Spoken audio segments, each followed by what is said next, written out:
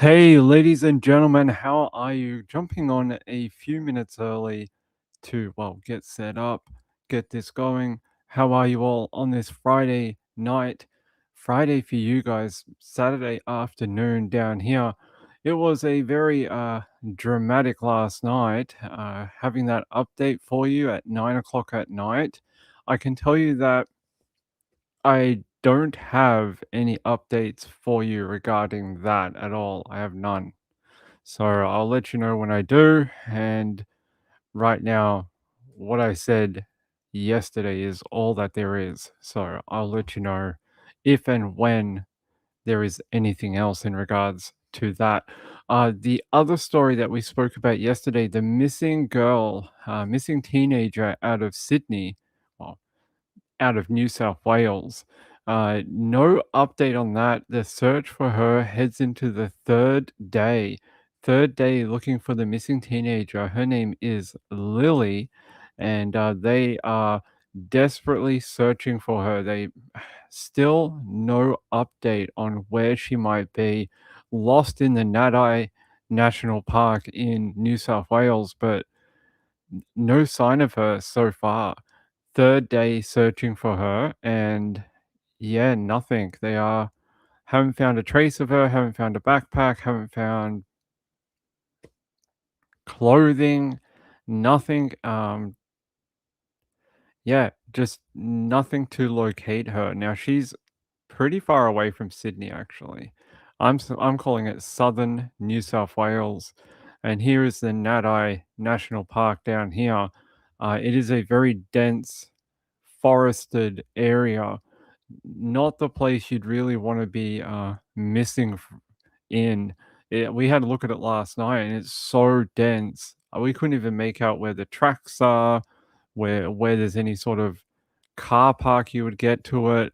It's just really a difficult search terrain for anyone to have a look at. I don't envy the search crews down there. It sounds like it's a very difficult search. So let's hope they find her. Here's a photo of Lily, and let's hope day three. Actually, they're coming into the final hours of the search for day three. Daylight will start disappearing in the next couple of hours, and I would expect that they would continue tomorrow. But so far, uh, no good news on the search for Lily, unfortunately. I'm just going to look at the helicopters. Hold on. I just want to see if they've still got the search planes out there tonight. Let's have a look. Um, no planes out there at the moment. I don't see any aircraft. I don't see any aircraft in the vicinity searching in the national park right now. So maybe they do, but it's not on the it's not reporting on the radar. But so far, I can't see a plane out there or a helicopter doing any type of aerial searching at the moment. So no searching for her at the moment, unfortunately. Hey, my friend, Espion was at the Glacier National Park, Lake McDonald. Hey, hope you're having a good time out there. I hope it's nice weather and not too humid. Why do they go alone? I don't know. I think it said she's a pretty confident hiker and that she had done this type of thing before and that she's pretty experienced. This is not like an inexperienced person going, that she had done it before, made it home. They're saying here they have not been able to fully confirm what supplies Miss Hooper had with her at the time, but they are hopeful that she'll be able to be located safe and sound. But one of the things I didn't like on it was they were saying that she only had on shorts and a t-shirt, and it has been cold overnight in the southern highlands of New South Wales. It has been getting down to not quite freezing, but very low in those single digit temperatures overnight. I would hope that she maybe had a jacket that they don't know about. Yeah, it's very cold, very cold. Cold for you guys too? Cold was raining and cold was smoky, but now perfect. Okay. Yeah, there you go. SP Mama hikes alone. Um, Her poor family, I know. They've been all over the media over the last 24 hours trying to drum up interest into what's going on and try to get people out there. They're saying here that the family wanted to go search for her in the Nadai National Park, but according to authorities, they weren't allowing anyone who wasn't an experienced search and rescue person to go out there. So the family were denied access to the area to go and search for their loved one. I think it's because the cops don't want one missing person to turn into like several missing people and then have like multiple emergencies on their hands. So I get it from the police point of view, but also understand the family wanting to be out there, trying to find their daughter, trying to find their loved one. So give them a radio. Well, as far as I know, they've been denied. The family wanted to head out this morning and help with the search, and they've been told no, that they are not to go out. Let me see. So they did find her car at the trailhead, but that's all. They haven't found anything of her herself. Um, I wanted to just tell you the bit about them wanting to go out. So they said, we don't have any information to suggest this is anything but an overdue hiker. There is no like mental health concern or anything like that. And they said here that Lily's family has been unable to join the search, saying only authorities were permitted to track her last known movements in the park. And they said it's understood police believe this to be a hiking related incident. A local bushwalker said that there's been some weird people hanging around the park, but right now they just believe that for some reason or another, she did not make her return time the other day. So let's hope she's been able to bunker down if she's got an injury or something. Let's hope she's been able to bunker down and uh, wait until someone can find her. It's a large region. The region is multiple hectares of land, and depending on where she went, is depending on how they might find her. So we're gonna have to wait and see. SP1 said, "A bear went into our garage." Really? He came in, scared my kid to death, although, geez, bears in your garage. It's like snakes on a plane. Terrible. Yeah, that's hard on the family where they just have to sort of sit at home and do the social media thing. So yeah, it'd be very difficult. Yeah, well, we don't know yet. We'll see. So that's your update with that, that there is no update for Lily Hooper. And I hope to eventually have some good news for you that she's been able to make it home. But so far, the search has not located anything of her so far. So terrible, not the greatest of news. And yeah, I hope better news in the coming days. Something like they found her, she was injured, broken ankle or something, but huddled down and kept warm, and then search and rescue found her. Hopefully, that's the story that we get, not a different ending to it. By the way, I don't know what's going on in Michigan, but today Michigan like had some crazy mass shooter going on. We'll have a look at that a bit later. First, I want to take you to this story, and there's a reason for it. Now, I had this photo up and I want to go back to it. So, this guy here, I want to talk to you about him. His name is Obed Reyes, and this is in Georgia. Now, this is a Hall County. whole county in the sheriff's department near Gainesville. When I tell you about this and why there's a giant hole here, you're going to be shocked. So, this guy was in a neighboring apartment and decided to hulk his way through the wall and attack his neighbor who was a young girl. Not only that, he was threatening to R word her during the assault. But this guy literally broke through the wall to get at her. Here's another photo of it. So it was like a closet, and it must have had like a thin patched wall between the apartments, and he's busted through it as if he is the Incredible Hulk, um, or Thor, the God of Thunder, entering someone's home, and he is busted through it to gain access to the property, all to attack this girl. What is wrong with people in the world?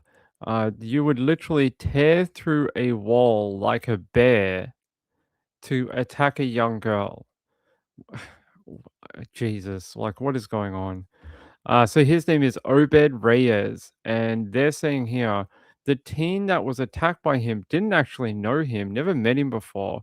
He's been charged with burglary, aggravated assault, attempted R word, and kidnapping and cruelty to children. They're saying that online court records for Reyes were not available as of today, and it wasn't immediately clear if he has entered any pleas or retained an attorney in the case. But I want to take you down to the Gainesville PD.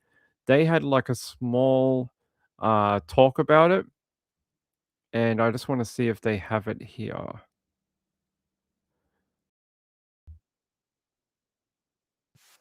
That's not it. Let me see. Gainesville PD. No. Okay, we're gonna have to go to a different one. All right, I want to take you out to Atlanta News first. They have a little bit on it here. This is a first for us. We've never seen anything quite like this. Take a look at this photo from the Gainesville Police Department. It shows a giant hole punched through a closet connecting two apartment units at Lanier Terrace on Summit Street. Police say they were called to a third-story unit there after neighbors reported a possible assault. When the officers got to the door of that apartment, they witnessed a grown man assaulting a juvenile female. Captain Justin Martin says 29-year-old Obed Reyes allegedly broke into the unit by breaking through the closet wall, then attacked a 15-year-old girl who was babysitting two younger children. Police say he grabbed the victim by the hair and punched her multiple times, all while allegedly threatening to rape her. This young lady did everything right. She went to get help. She ran out. She made a commotion. She fought this offender off as best she could, and she was able to hang on long enough for help to get there. Police say the 15-year-old girl was able to escape to the building's breezeway and yell for help. It's terrifying. As a parent, you think you leave a teen home alone or teen babysitting, and you think about somebody coming through the door, and you go over things like don't answer the door and don't acknowledge people who come to the door. You don't think about somebody busting through the wall of your closet. Yeah, right. You don't think if you don't answer the door to someone weird, but you don't think they're going to bust through a wall to try and get to you. I think that is, yeah, we need to campaign for brick walls in apartments, so this type of thing does not happen. Imagine what you could hear between apartments if the walls are that thin. If you can bust your way into a neighbor's property, you must be able to hear everything. Yeah, the walls are very thin. I agree. So this guy, why he felt the need to attack this girl is not immediately fully clear, but his aftermath is. So he has been arrested. He's in jail as far as we know, and he's 29 years old. They're saying that it's not immediately clear if he lived at the unit or broke into that unit. They're not sure about that either. Officers responding to a possible DV incident, that's what they thought it was. They caught him actively assaulting the girl and then intervened. They're alleging that he smashed a hole through the closet wall from a neighboring apartment, then viciously attacked the teen after violently entering the unit. He allegedly grabbed the girl by the hair and punched her multiple times while also threatening to sexually assault her. She was able to escape and scream for help. Witnesses called 911 and told dispatchers a man was dragging a female by her hair and hitting her repeatedly while she was screaming during the struggle. So the people on the outside weren't 100% sure if this was a DV incident or maybe it was a stranger thing, but we find out she had no connection to this guy whatsoever. They didn't know each other. Just this random madman broke into her apartment and started attacking her, which I think is it would be frightening even for me if someone did that. I think that would be terrifying. And I've been told to use the word terrifying less, but maybe in this context, it is okay. Uh, I will bring you more. If we hear more about this, I will let you know. But so far, we don't even have a future court day for it. No future court day, just that, yeah, he's in jail. Hold on. I'm just checking. We've got two other stories. Okay. So I have 2 others, out of America, and I have 2 others out of the UK as well tonight. We have a lot. Yes, it is my birthday today. Thank you for the birthday wishes, very kind. Thank you to my friend Sweet Universe, that was very kind, very generous of you.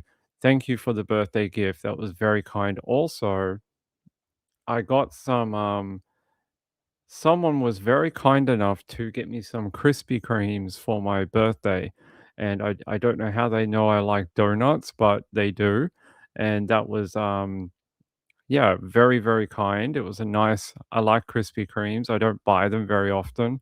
I don't remember the last time I had them, I think maybe like a decade ago, and, it was, nice to try them. I got some Japanese ones, they're doing, like, Japanese flavors and some caramel ones or something. They were really nice. So, yeah, thank you, I appreciate it. Very kind of you, very kind of Sweet Universe, but also the person who bought me some, Krispy Kremes. That was, very kind. I've been eating them, and hopefully I can get back to my, uh, normal high protein gym diet.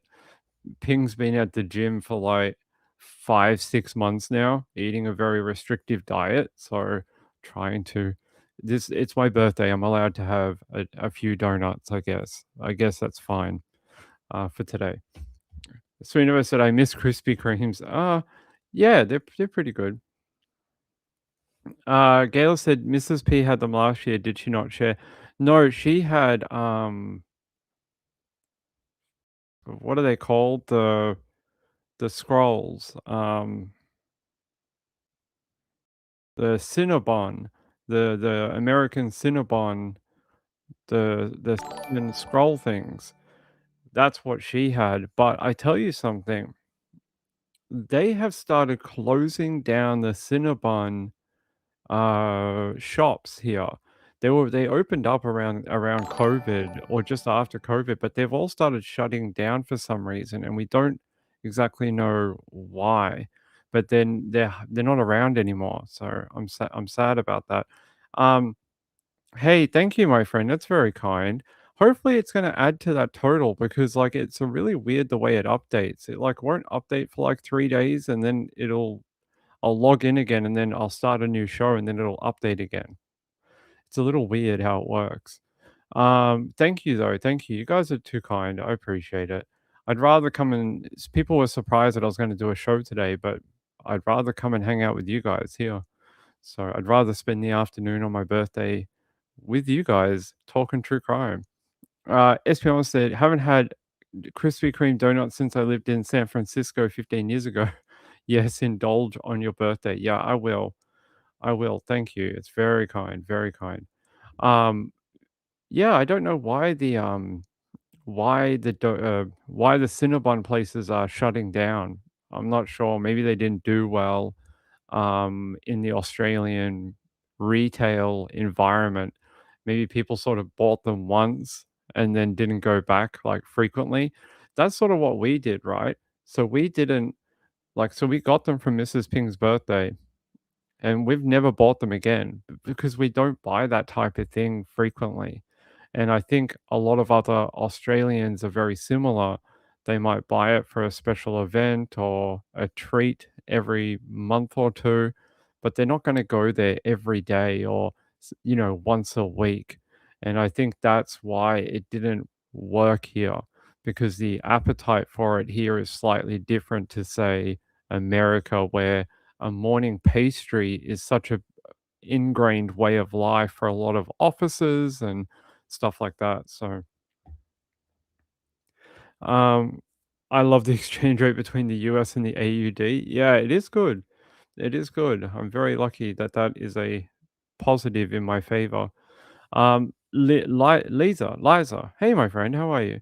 My favorite are Blue Star Donuts in Portland. In Portland? Hold on, guys. In Portland? Yeah, I have not had them. God, keep getting something in my eye. Ugh. Yeah.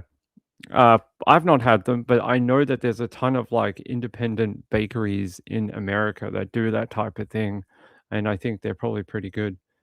I Am Onyx said Cinnabon first opened in Federal Way, Washington. Ah, did they? I thought they were pretty good. I thought they were pretty expensive though. I can't remember what we paid for Mrs. Ping's ones. I think they were like $28 or something, and we only got like 4. So we only got like 4 of the big ones, and I think it was close to $30.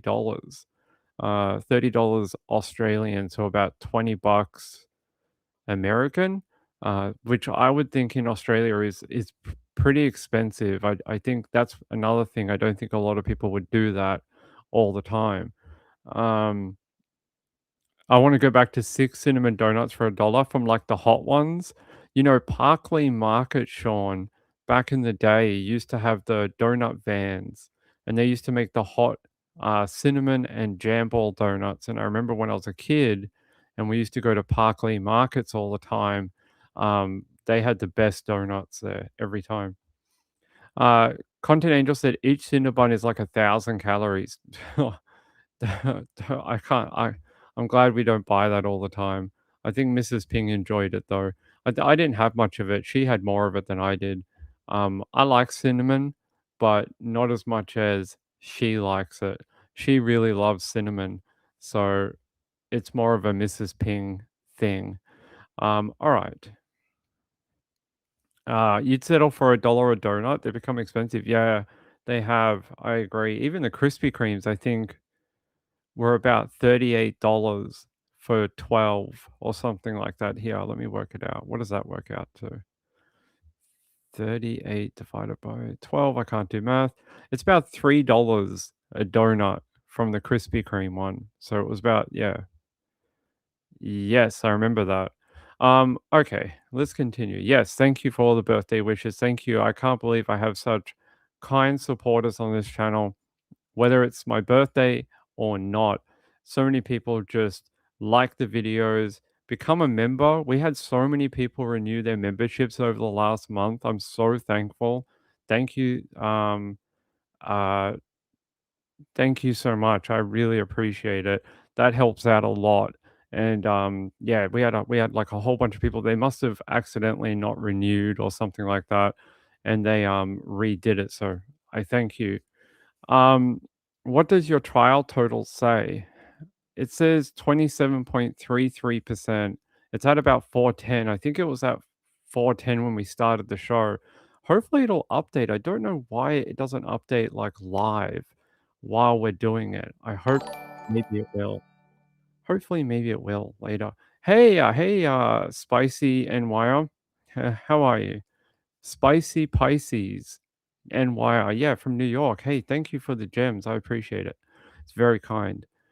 Good to have you back here on another night. I hope we're going to bring back some of the new people we've had over the last few weeks. We've had a bunch of new fun people dropping by the channel. All right.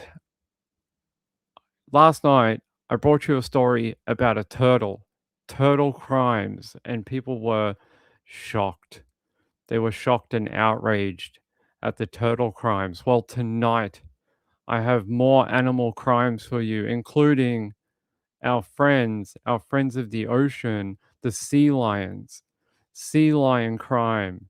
I mean, this is a growing genre in true crime, the sea lion crimes. And I got to tell you, this one is shocking. A young man, 18 years old, his name is Tyler. He pleaded guilty to a misdemeanor violation of the Marine Mammal Protection Act. It's equivalent to murder. He admitted to repeatedly kicking a sea lion at Lajola Cove, including twice in the face. He kicked the sea lion in the face. How dare he? I'm surprised the sea lion didn't maul you. Those animals weigh a ton, and I'm sure he could have, yeah, mauled you. As he approached the animal, Tyler held his hands up as if he was preparing to box or fight the animal and referred to himself as Max Holloway, the UFC fighter. He repeatedly kicked the sea lion's face, causing it to flinch and recoil. After the second kick, the sea lion turned and tried to run away, but Tyler chased after it, kicked it a third time, and the sea lion stumbled on the seawall as it tried to get away. He kicked at it a fourth time and continued chasing it until the sea lion escaped over a wall and reached the beach. Videos of the encounter went viral online, and he was picked up. He has to go to prison, possibly for a year in jail and a $100,000 fine. He's going to be sentenced on October 20 of this year. So we're going to have to see what happens with Mr. I like to kick sea lions. And yeah, we're going to have to see what happens with that. Yeah, let me see if we can see the video for it. I will have a look. How dare he kick it? I'm surprised. You know, the sea lions are vicious if they want to be. You know, these things are pretty big mammals. Yeah, let's see. I want to see if we can get Timber kicking sea lion. Yeah.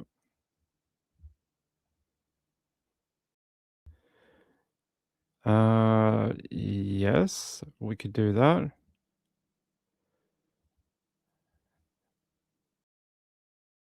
Just want to use one that's from a channel that we know. Hold on. Okay.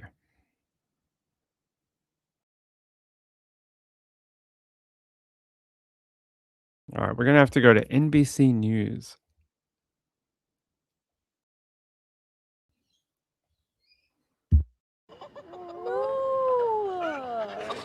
This was here? That's horrifying. It's terrible. I've never seen such a thing. The U.S. Attorney's Office says 18-year-old Tyler Mule pleaded guilty to violating the Marine Mammal Protection Act, which is federal law. Mule told prosecutors he kicked the animal 4 different times, including twice in the face, according to the Attorney's Office. When the sea lion tried to get away, Mule chased after it and continued to attack. Prosecutors say the teen referred to himself as UFC fighter Max Holloway during the attack. Yeah, I definitely think there should be consequences, because if there's no consequences for actions like that, then it's just going to continue to happen, and it shouldn't be something that's anyone thinks is okay to do. The misdemeanor comes with a maximum penalty of 1 year in prison and a $100,000 fine. He will likely get a lesser sentence for his plea. The video went viral, garnering attention on social media and from NOAA, the National Oceanic and Atmospheric Administration, which launched the federal investigation last month. It's still not clear how the agency identified Mule. Eric Fletcher is a passionate animal activist who cares about protecting the well-being of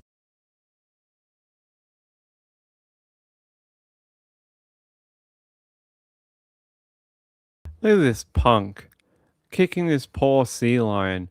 I reckon we should get one of those. What are those other ones called? The big ones. There's sea lions, and then there's there's another one that's like even bigger. We should put him in a room with the bigger version of a sea lion and see what happens. That should be his punishment because I don't think he's going to get out of there. Those big ones with the beard and that, they're freaking huge. Um, yeah, I don't think he would make it out, but is it a seal? A walrus. Yeah, a walrus. That's what we should put him in the room with and let a walrus dish out the punishment. But yeah, this little punk. Someone should have like slapped him upside the head and pushed him off the friggin' edge of the wall. Like I'm surprised someone was filming it. How about you just push him off the wall? That's what should have happened, and then maybe all the sea lions would have like got him. That's what should have happened. Um, that's right. Yeah, he kicked a sea lion, and now he could spend a year in jail, or he could be fined like a lot of money. What was that? $100,000 he could be fined. Let's see. What could he get? Yeah, $100,000 fine or a year in jail. Maximum sentence is a year in jail or a $100,000 fine. He's going to be sentenced on October 20. And yeah, how they tracked him down, they're not quite sure. But what a dumbass. And leave the animals alone. Leave them alone. Don't be hurting the animals. They don't need you. They don't need you intervening or hurting them. He's just a friendly sea lion. Leave him alone. So now this 18-year-old could potentially ruin his life because he is a dumbass. He could be going to jail. He could get a conviction. He has been convicted. If he's being sentenced, he is being convicted. So yeah, there is your animal crimes for the night. Yeah, he is an imbecile. Um, Espeon said, I feel like he's the last of the biting issues. His dad kicks him, he kicked the sea lion, or he's a rich kid that doesn't care. I'm not sure which one, but he may try and buy his way out of it, possibly. Like from 50 First Dates. Yes, that's right. Hey, Danny Mitchell, thank you. I appreciate it. Yeah, that's very kind of you. Yes, thank you. We haven't quite figured out exactly how they translate yet, but in a month or two we'll know. But they are very helpful. Thank you. Let's see. So that is your animal crime for tonight. Let's see what happens on October 20. October 20. Then we will know. Um, I don't know if any of you heard about the poor little girl, 10-year-old girl in New York City who had her hand blown off with a firework. And it was a NYC Parks employee who did it. This Parks employee set off a loud firecracker or munition and blew off the girl's hand. Basically, this girl now has several fingers missing from her hand, and it's all because this absolute idiot, a 24-year-old man called Joshua Moe, he's 24, he asked for a lighter and then set off what appeared to be an M80 firework. Um, the girl reportedly found what appeared to be an M80 firework, approached Joshua Moe to ask him for a lighter. He gave it to her. He then reportedly set the firework alight while the child was holding onto it, and then the device erupted in her hands. Why would you do that? Why would you not be the adult and take it off her? Why would you light it and not even tell her to throw it? Where's the adulting here? I can't believe this little girl came up to him, was holding what appeared to be a firework, and then he just lit it and watched her hold it until it exploded in her hands. Here's the aftermath, and you can see something blurred down here, which is probably part of her hand. Um, What is wrong with people? Where is the looking after one another? Where is like you see a child, you're in your position that you work for the parks. This is a park environment. Where is the, hey, I'm going to be a good person today and get this child out of danger? Instead, you're like, hey, sweetie, here's a lighter. Let me light your candle for you. And then you watched it explode in her hands, where now this little girl is lifelong. She's going to have lifelong challenges, lifelong. She is now missing several fingers from her hand, and they could not be reattached. So this poor little girl is going to have a very hard life, unfortunately. She lost several fingers, is what they're saying. Yeah, I'm going to try get you the update for it about this parks employee. Um, let me see. Yeah, here. And now some new information on a fireworks accident we first told you about last night. Police sources say a 10-year-old girl lost several fingers. Sources say the child found an M80 firework while at MacArthur Park on Staten Island.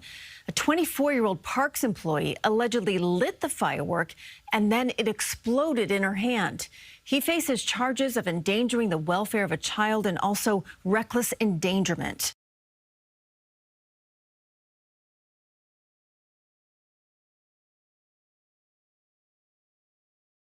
There you go. So I agree with the charges, right? The fact that he endangered the child's welfare, that is a good charge for him to have. I mean, you can put some of the blame on the child, but she's a child. She may not have even fully known what it was. And she's just like, oh, I think it's a like little firecracker or something. An M80 will like we've seen will take off fingers or a hand. I am very disappointed that someone would like think that's okay for a 10-year-old to have, do, hold. So Joshua Moe, he is in quite a lot of trouble. I'm just trying to see whether he lost his job or not. So the incident occurred Tuesday, the 11th of August last week, around 6:45 p.m. at General Douglas MacArthur Park on Staten Island. According to the criminal complaint, the 10-year-old girl found what appeared to be an illegal M80 firework in a park bathroom stall and approached Mo to ask for a lighter. Mo, who was on duty at the time, allegedly lit the firework or handed her the lighter. The device detonated immediately in the child's hand. She suffered catastrophic injuries to her left hand, resulting in the loss of several fingers. Family friend reported that the child suffered burns and may have also lost sight in one eye. Mo faces charges of reckless endangerment and could face further charges as we go along in this. Terrible, really awful. The poor girl. They're saying here, according to the police, Mo stated, I didn't think this would have happened. She wanted the lighter to light a firework. I wanted to make them happy and have fun. I get it, but at the same time, you're on duty with the parks. Your job is to make the parks a safe environment. How is anyone having a big firework making the park a safe environment, especially in the sort of world we live in now where we've had a ton of public shootings, things like that. If people hear these kind of loud bang noises, especially in New York, they might think it's some sort of attack, a shooting, something like that. Like, you really went against what you should have done in that situation.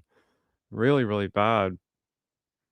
Hey, thank you, Kathy. I appreciate it. It's very kind. Fireworks are illegal for a reason because kids tend to blow off parts of their body with them, adults too.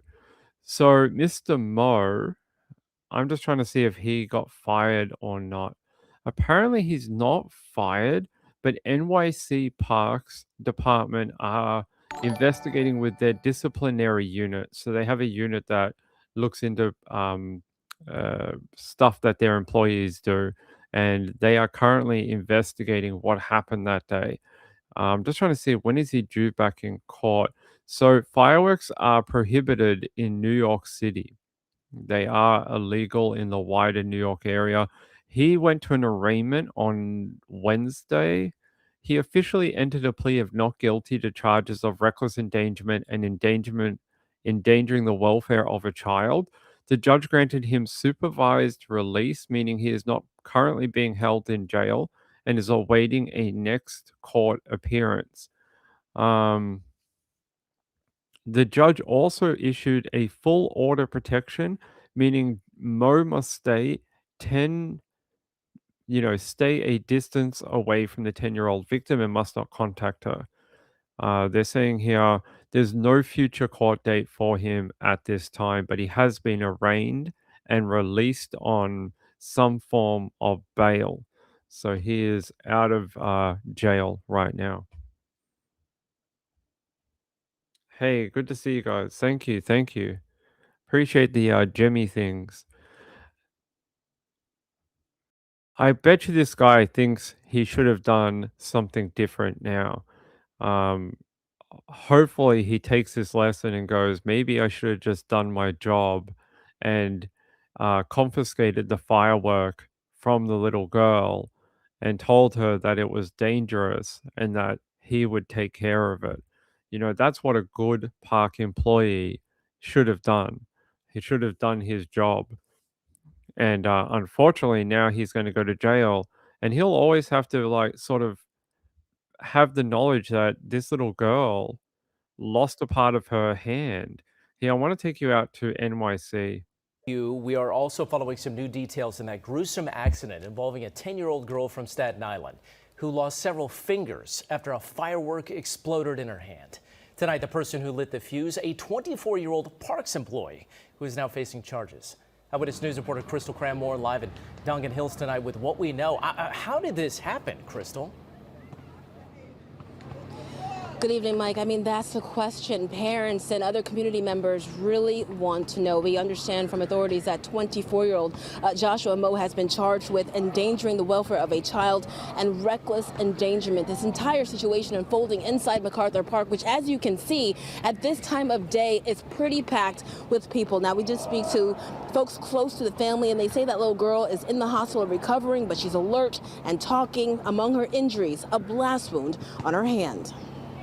It sounded like one of the buildings exploded. The Staten Island community stunned after police say a 24-year-old City Parks employee identified as Joshua Moe helped light a firework that sent a 10-year-old girl to the hospital. I was like, oh my God, what happened? And then when I looked out the window, I seen everybody running around, and they said that the little girl's hand exploded off. Authorities say that 10-year-old girl was playing inside the Duncan Hills Park when she found an M80 in the bathroom around 6:45 Tuesday evening.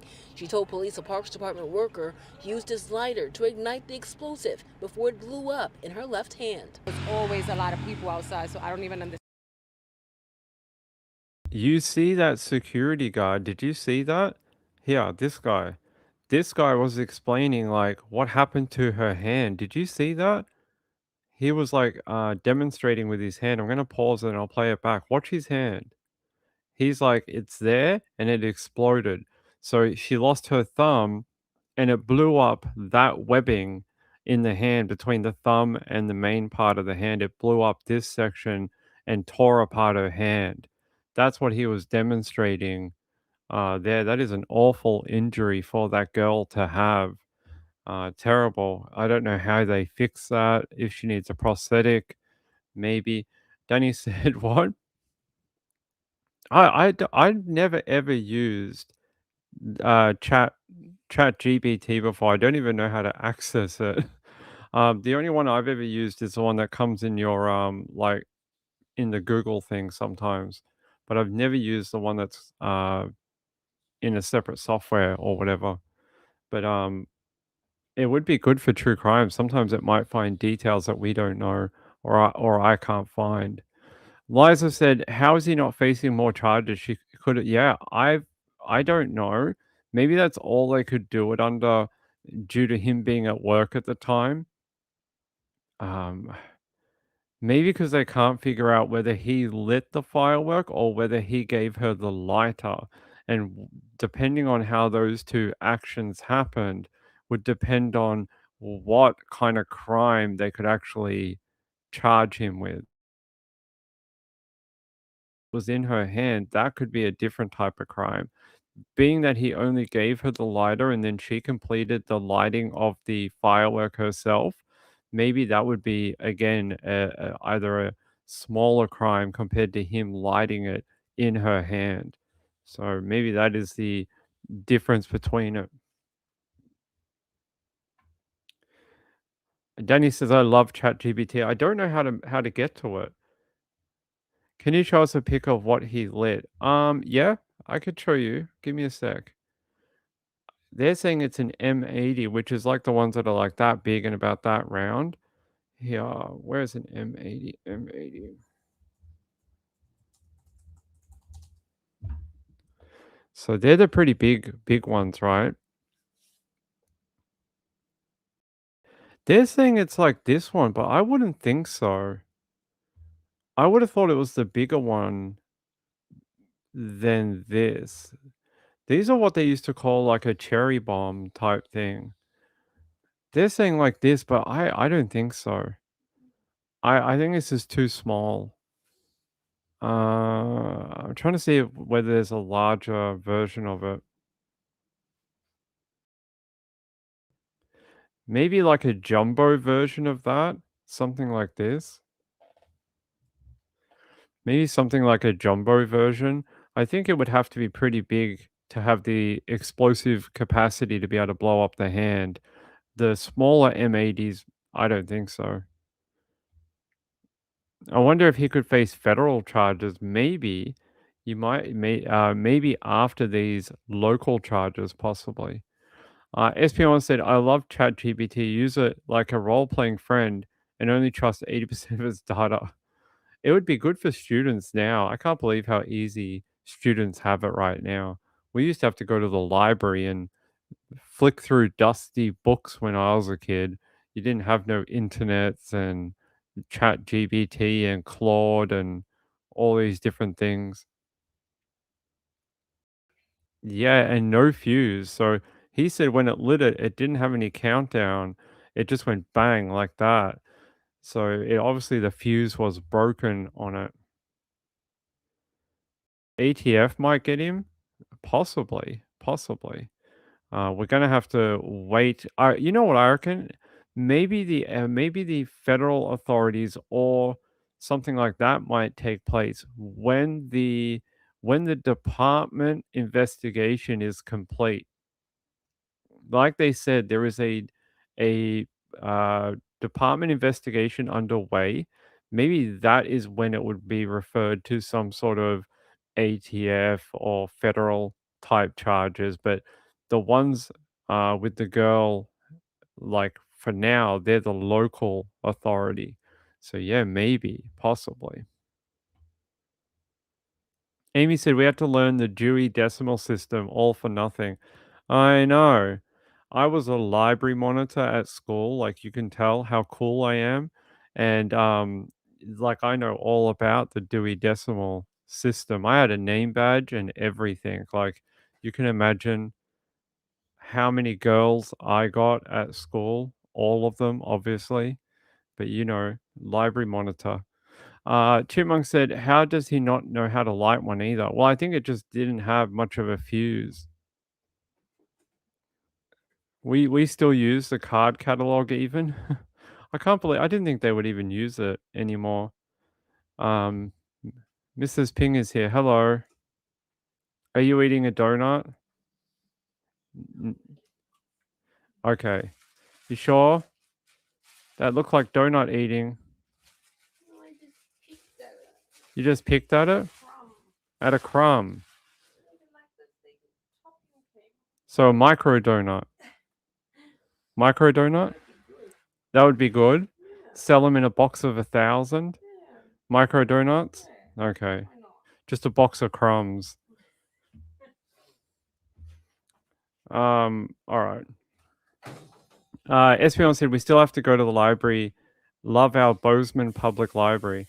I didn't think it was still a thing. I mean, I know kids go there to study and use a computer if they don't have one at home, but I didn't think they still had the books and like I thought a lot of the libraries got rid of a lot of their old books and um, resource manuals, that type of thing.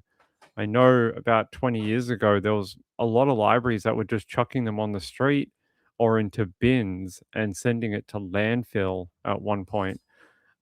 Okay, so we'll keep an eye on Joshua and Mo, and depending on what happens with him in court, I'll let you know. I hope that little girl is going to be okay. We don't have a photo of her, nor do we have any type of update on how she is. But I hope that little girl is going to be okay. Here's a photo of him, by the way, leaving court the other day. This is Joshua Moe here, and you can see he just left the court building after his arraignment. So hopefully he would think twice should that ever happen again. All right. All right. A lot of people want me to give you an update about what is going on in Scotland. Now, there was a woman who went on trial for killing her own baby with a hairdryer. Now, you go, Ping, that sounds absolutely awful. And I say, yes, it is awful. And I can't believe a mum would do that. Well, she's now being convicted. I've been keeping an eye on the trial, but I haven't been doing it because, well, it's a very hard case. And I just wanted to give you sort of the same thing we may do with Lachlan Young. We may wait for a verdict and then I'll go back and tell you about it. I think that would be easier with Lachlan than trying to cover it live. But I want to tell you about this woman because she is a very nasty individual. I don't know what's going on with the mums at the moment that seem to seem to be hurting their children, but she has now been convicted, and I wanna just grab my story. She is a Scottish mum. We don't get a lot of stories out of Scotland, but this one we did. I'm gonna show you a photo of her. Here's a photo of her right here. Now, her name is Courtney, and wait, is she Scottish? Yeah, Scottish mum. Called 911. I think that's an American version.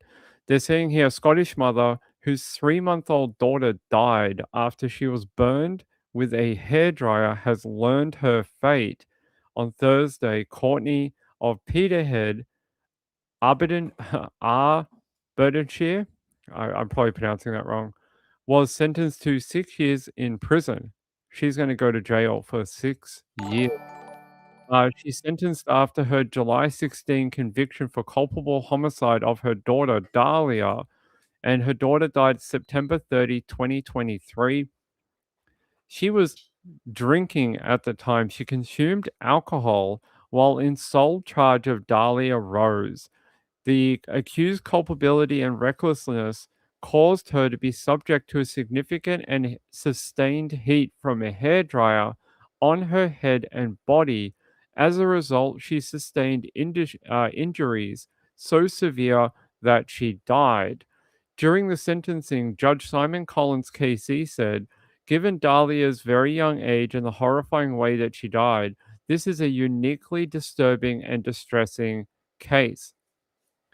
Aberdeenshire. Like this is a pretty big area in Scotland, and I'm surprised this has not been making the media rounds over there. Um, a mother who could do this is terrible. They're saying here that when authorities went to her home, although it had been seen to be clean and tidy by a health visitor in the weeks before, it was now messy and untidy with bags of rubbish lying around and dirty crockery piled up in the bedroom. Dahlia Rose's cot was being used for storage and not as a place for her to sleep. Instead, Dahlia Rose was routinely co sleeping with the accused in her bed, despite being warned of the dangers of co sleeping. Sometime between 4 a.m. and 9 a.m. on the morning of September 30, 2023, caused Dahlia to be subjected to significant and sustained heat from a hairdryer, which was later found to be plugged into the wall beside the bed. Exactly when, how, or why this happened is still unknown. Heat from the hairdryer resulted in burns to around 18% of her entire body, including her head, face, neck, and upper body and right arm. These burns were severe and disfiguring, but the weight of the expert evidence was that in themselves they were survivable. Um, it's the fact that she did not get help for Dahlia Rose that is what ended up killing her. And so when the EMTs arrived at the home, she played dumb and was basically telling them, I don't know how the baby got burnt, and I don't know how a hairdryer was turned on, acting as if it was all some big accident. Yeah, how do you pronounce it? Abe, Aberbenchia? I'm just going to say in Scotland. There you go. Chipmunk said, capital C, hope they give her a scalding shower in jail. Let's hope so. That's pretty horrific. Yeah, she claimed it was an accident. She claimed she did not know how the hairdryer got turned on. Let me show you something from a local news agency. You know, the reason I don't do Scottish stories is I can't pronounce half of the things in Scotland. And that's why I shy away from them because I freaking, as much as I try, half of the places in Scotland I literally can't pronounce. And I'm just like, I don't want to spend a whole show mispronouncing half a country's names and upsetting like all their population. Um, all right, here, I want to take you out to their local news where they can pronounce all the town names. Here, what's her name? There we go. We have too many tabs. So Miss Courtney, 28, she's going to be about 34, 33 by the time she makes it out of jail. They're saying that they don't believe she'll be released early due to the sentencing being something she would have to see the majority of her time in jail. In a place where she was supposed to be safe and at the hands of her own mother. Appearing via video link, 28-year-old Courtney Gartshaw sobbed as she was given a 6-year sentence for killing the 3-month-old. She had suffered burns across 18% of her body after her mother used a hairdryer on her for up to an hour. Last month, Gartshaw was found guilty of Dahlia Rose's culpable homicide. Given Dahlia Rose's very young age and the horrifying way that she died, this is a uniquely disturbing and distressing case. But, as Mr. Makara has pointed out, it is tragic as well as terrible. And that is because the evidence suggested that the accused loved Dahlia Rose, yet will have to live the rest of her life with the knowledge that she was responsible for her death. Courtney Gartshaw lived here in Peterhead with her 3-month-old baby, Dahlia Rose. Gartshaw had been drinking at a friend's house in the hours leading up to Dahlia Rose's death in September 2023. Gartshaw subjected her baby to significant and sustained heat using a hairdryer. When emergency services arrived, Dahlia Rose was pronounced dead at the scene. It should have been obvious that Dahlia Rose was suffering severe and disfiguring burns. The accused's actions or failures to act must have continued in the face of what should have been obvious suffering being caused to Dahlia Rose.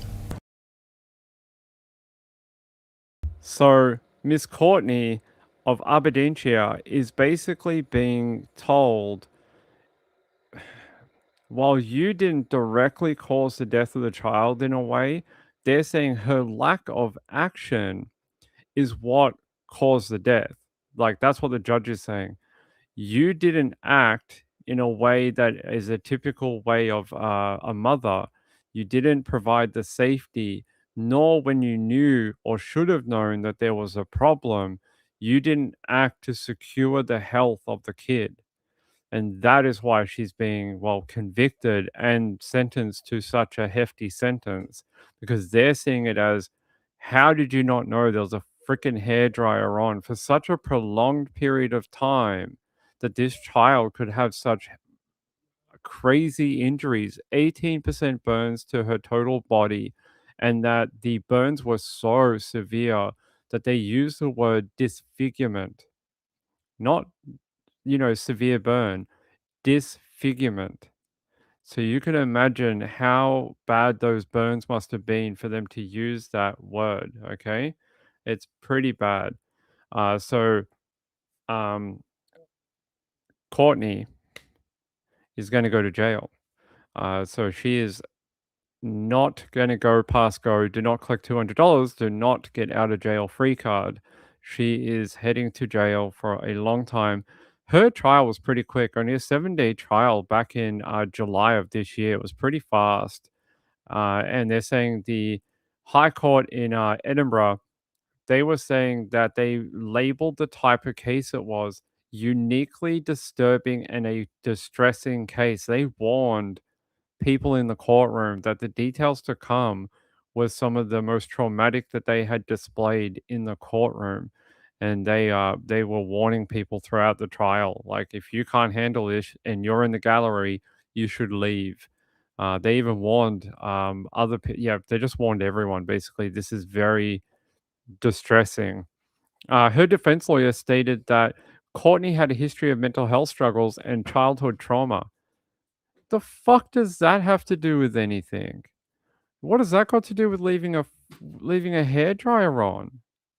Oh, I had a health struggle and some childhood trauma against hairdryers. When I was 5 years old, a hairdryer attacked me, and now I'm scared of turning them off and on. Really? You tried to use childhood trauma as a reason for why your baby got burnt by a hairdryer. Seen some pretty crappy excuses in court, but that might be up there. Yeah, one time when I was 7, I was walking home from school, and a hairdryer beat me up and took my milk money. And now, as an adult, hairdryers cause me immense pain. Um, so Miss Courtney of Aberdeenshire is going to go to big jail. She's going to go to big jail where her childhood trauma can follow her. Yeah, I don't know how that works, but they're saying here that the defense attorney speculated that she may have recklessly used the hairdryer as a misguided source of heat because the baby was cold. Let me shove that up your ass and tell me how warm you get. Like, what is wrong with you? What is wrong with your thinking? Oh, you know how I might warm a baby up? What about a warm bottle of milk to warm the child up? No. Do you know what I'm going to do? I'm not going to get a blanket.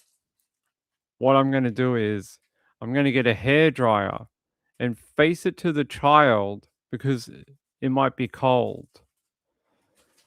Reports from Sky News indicate that following her initial detention, Courtney was held in solitary confinement because she's scared of hairdryers, apparently, for 23 hours a day for her own protection from hairdryers. They may have many of them in prison.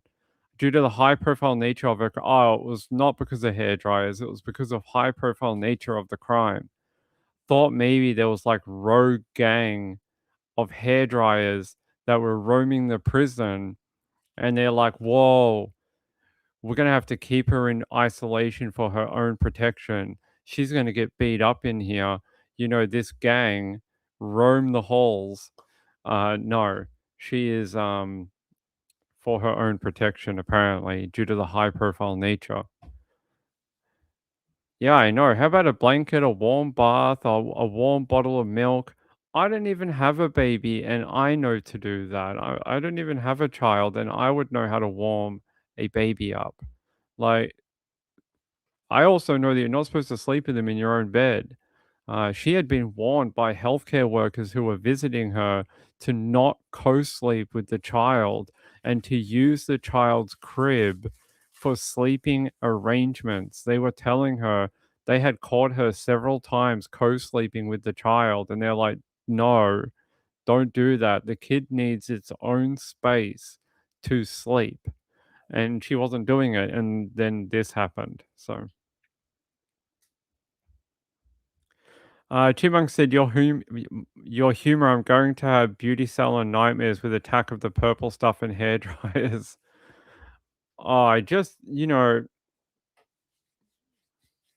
sometimes we read these stories and you get so dismayed at how incompetent some people are in life and in general, and it almost like it hurts to think about, because you're like, how is it that someone can be like this and go through life? Like, how did they make it to adulthood?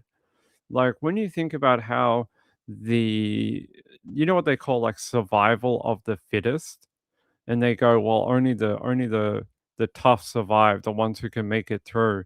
If these people were in the animal kingdom, they would be the first ones to be killed by like a hawk or a big cat or a snake or something. Because apparently, like, I don't know how they made it to adulthood and birthed a child. Like, it's troubling. It's troubling that we've made life so comfortable for people that this is what they do. It's very very confusing. I know, right? Kelly said, I didn't do the co-sleeping. I was always too afraid to. I used a bassinet then a crib. Yeah, they apparently when you hear about the case, so they were saying, like I told you before, she had a crib for the child and didn't use it and was using it for storage. Ay ay ay. Some people, eh? So she's gonna go. So they're saying here that she appeared at the hearing via video link for her sentencing and sobbed during proceedings. I always have a hard time believing anyone who's convicted of this type of an offense when they're crying in a courtroom. And it's because I often can't tell whether they're sad because the child died or they're sad because they're not getting out of prison and their freedom is being taken away. And I always can't differentiate between it. And so I never quite know where the tears are coming from. Now, if the tears were for her child, I would still be skeptical that they're real, because why did you not look after the child originally? And it sounds like she had some help. The fact that they talk about how health authorities were visiting her after the birth of the child and had been doing checkups on her like all the time. They'd been coming at least once a week, visiting the home, seeing if the child was okay, making sure like they had food and heating and all the things you need for a baby. Um, it tells me that she was already on the radar of the local child authorities. But yeah, how terrible. And that little baby's so cute.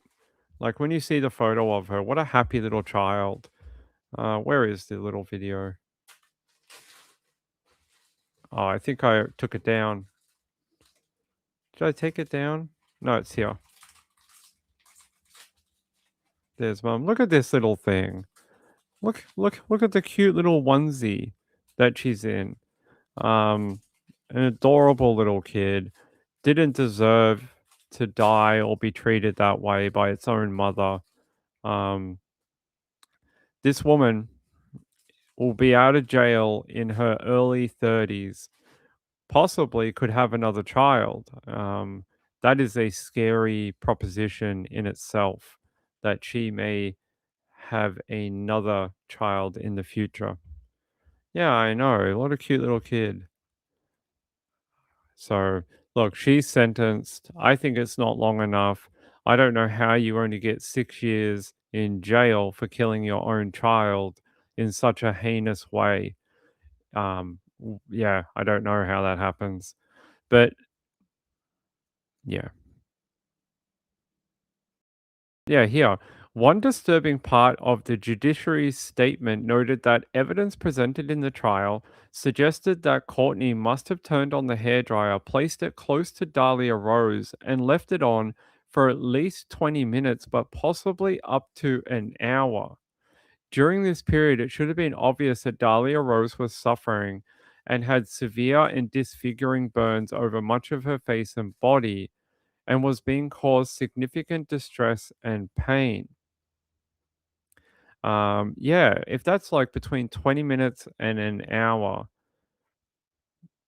it just boggles your mind. Anyway, she's been sentenced. A lot of people wanted me to do an update on this just due to the severity of the case.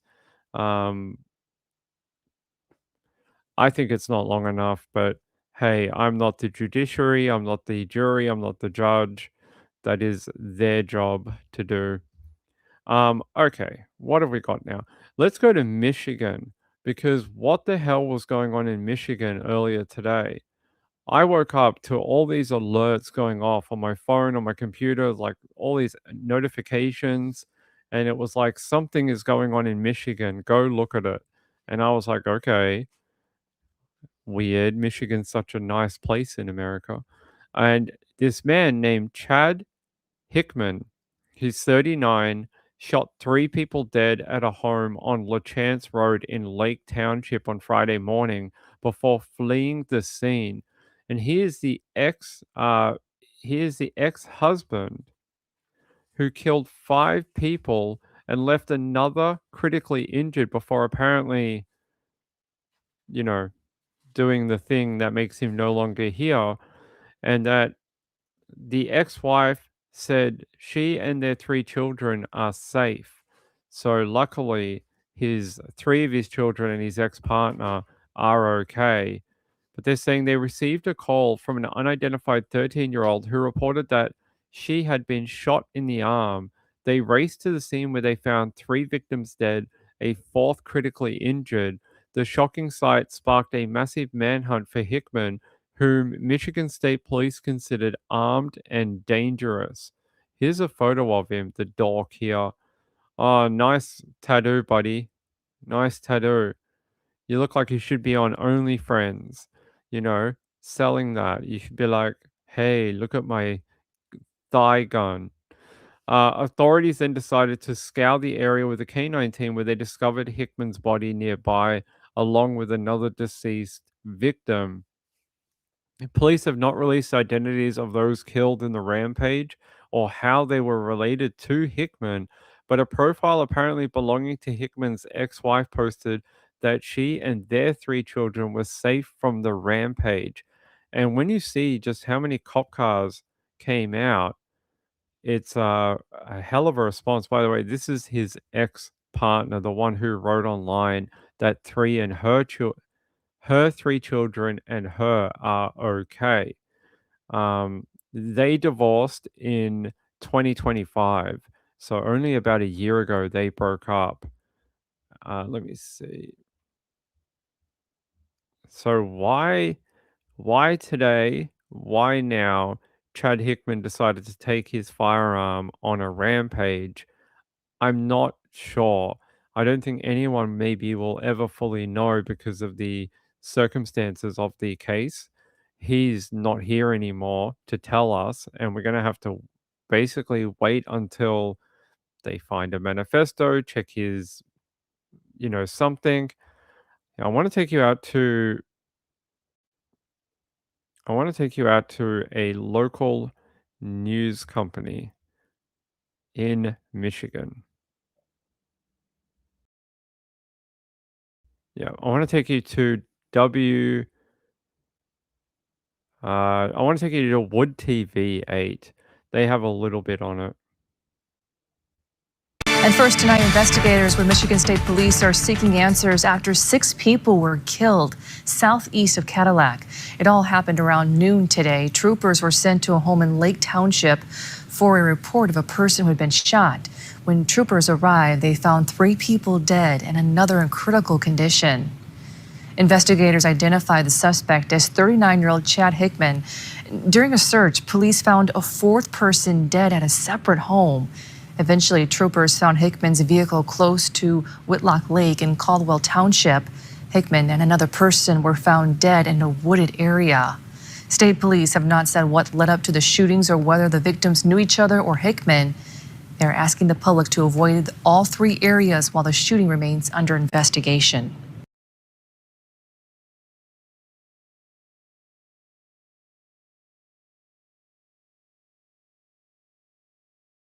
7-5 is the EMS crew. If you could respond to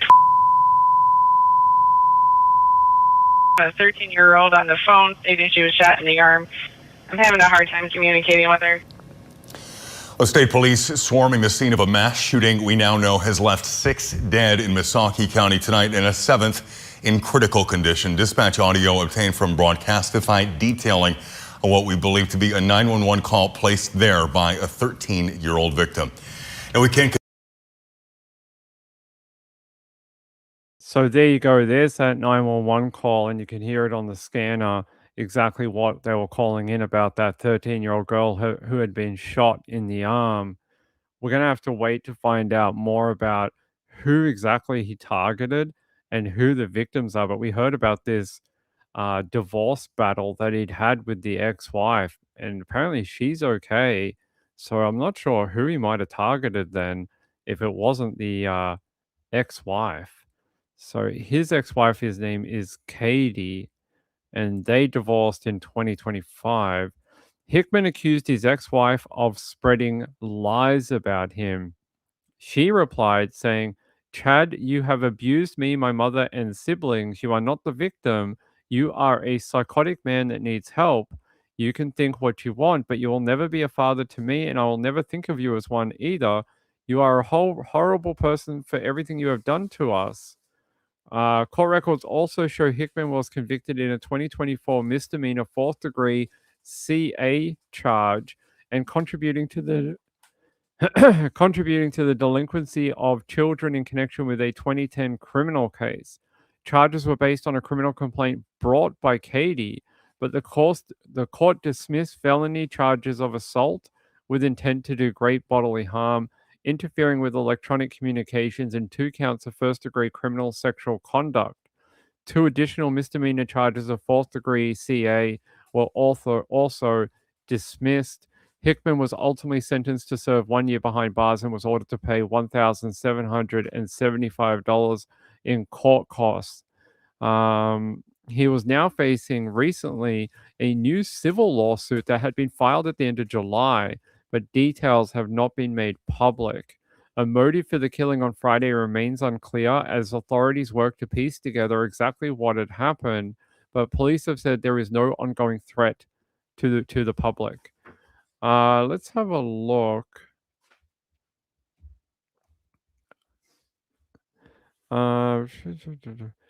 Yeah. Let me try and figure out if there's any sort of connection to anyone. Here.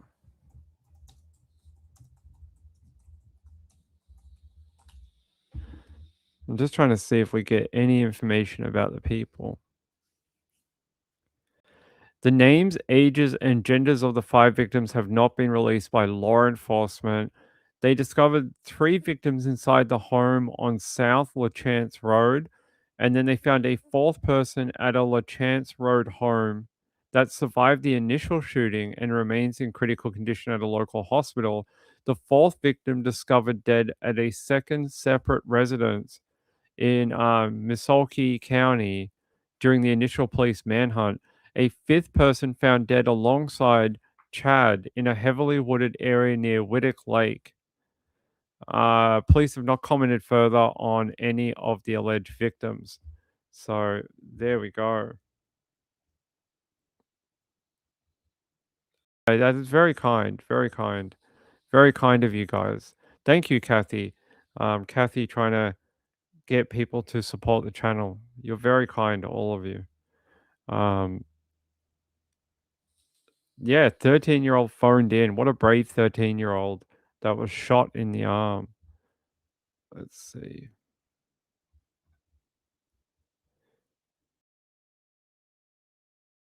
That's a bad name in true crime, Chad. It is not a great name in true crime, no. I will let you know, but right now, that is sort of it. That is all we know about it. But to go on a rampage is that woman, the ex-wife, who sounds like she just filed a new civil lawsuit against him. I think she's very lucky to be alive this evening, along with her 3 children. Who he decided to attack and why, I don't know, but pretty spooky. Pretty spooky. All right, what else do I have on my thing here? By the way, we all heard today about Luigi and his guilty plea. Very interesting. He detailed exactly what he says happened and for why. It doesn't seem like he added that much more than what we already knew. We knew that Luigi had suffered from back issues for a long time and that he had been dealing with immense amounts of pain and also being jerked around by the health system. And then it sounds like he said that he planned it all off his free will, basically used a bit of social engineering to get the details of where this conference was being held and pieced it together himself.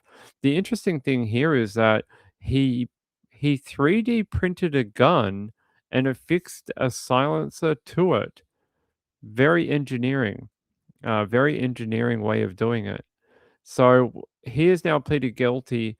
One of the things I heard today was that we were wondering last night, like, why would he plead guilty at this late stage of everything? He's about to go on trial in September. Why would he plead guilty right now?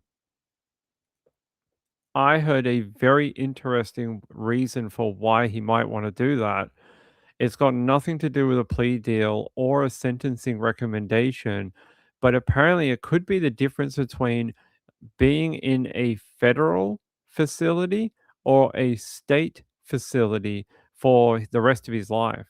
And if he pled guilty to one type of charge, he would then be double jeopardied on the other charges that have been filed against him. So they can't proceed with the state and federal charges because they relate to the same event. And very interesting if that's the case, that his legal team made the decision to try and keep him in a federal facility for the rest of his life instead of being in a state compound.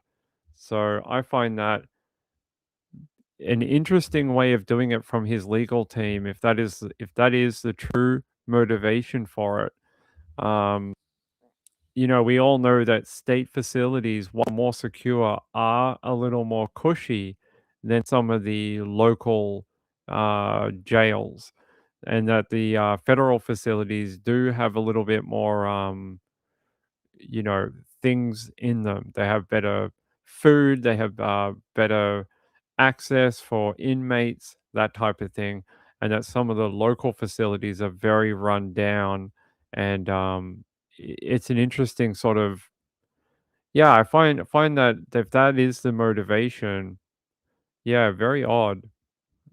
It's a if that's their consideration about where he would spend, I think he's probably going to get life in jail. If it's the difference between going to a local facility or going to someone federal, interesting. They're saying there's no formal plea in place, so no formal plea deal.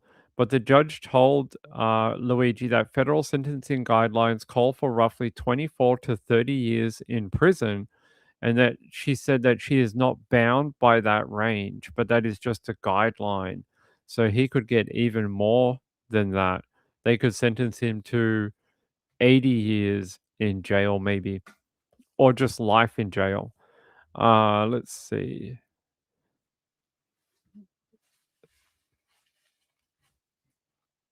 They talk about here how his legal team said that Mr. Mangione had been treated unfairly since the outset in every way and has successfully fought off terrorism charges and the death penalty while also fighting at the same time two simultaneous prosecutions in two different jurisdictions who are trying to punish him twice for the exact same conduct. He's been treated differently from every other defendant charged with this offense in New York. Um, Federal and state governments can prosecute for the same conduct because they are considered independent of each other, but under New York state law, double jeopardy can come into play when a prior prosecution for the same conduct ends in a conviction by guilty plea or resolution at trial.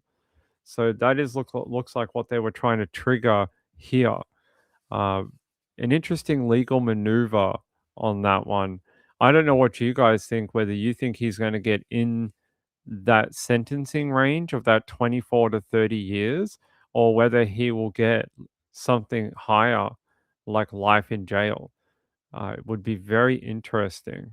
But the fact that he had to detail why he did it, how he did it, admitting I shot Mr. Thompson, is probably the most we've heard from him about the killing, really.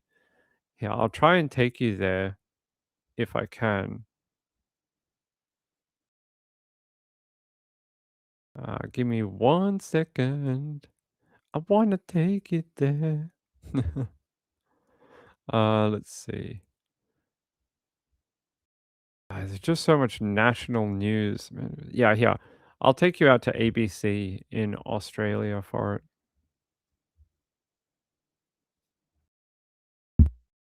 Luigi Mangione spoke calmly and without emotion in court as he admitted to shooting United Healthcare executive Brian Thompson outside a Manhattan hotel. Now, this brazen shooting took place in December 2024 on a sidewalk in New York and sparked a days-long manhunt to try and track down the now 28-year-old. He has pleaded guilty to 2 federal stalking charges, and in court today we learnt as well how he calculated and planned this attack. He described how he'd had years-long pain from a broken back and felt that he hadn't received the support or care whilst navigating the insurance system. He had learnt that United Healthcare was holding an annual investor conference in New York, and so he didn't know where this location was. So he then posed as an investor in an email where he then was given the address. He said that he received a near immediate response and had a reply within an hour, and he noted that this timely response was exceptional and different to his previous interactions with insurers. That is how he learnt of the whereabouts of Mr. Thompson, where he then ended up shooting the man and killing him. And he said, I quote, in court, I shot Mr. Thompson and he died. I understood that my actions would place him in fear of death or bodily injury. I knew what I was doing was illegal.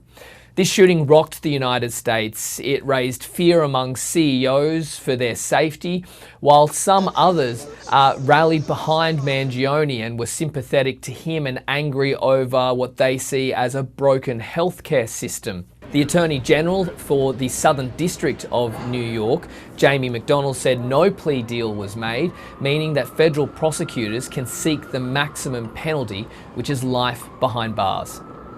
There can be no celebrity in assassination. Any person who celebrates, encourages, or excuses actions like these is fundamentally wrong. He'll be sentenced in December, and while his guilty plea resolves this federal case, it could upend or delay a separate state murder case, which was scheduled to go to trial next month. Mangione's lawyers are trying to have that state case thrown out, arguing their client is being unfairly treated and being punished twice for the same crime.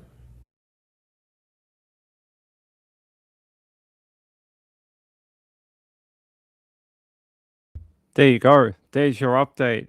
We'll have to see what happens. I know they're filed for those other charges to be dismissed.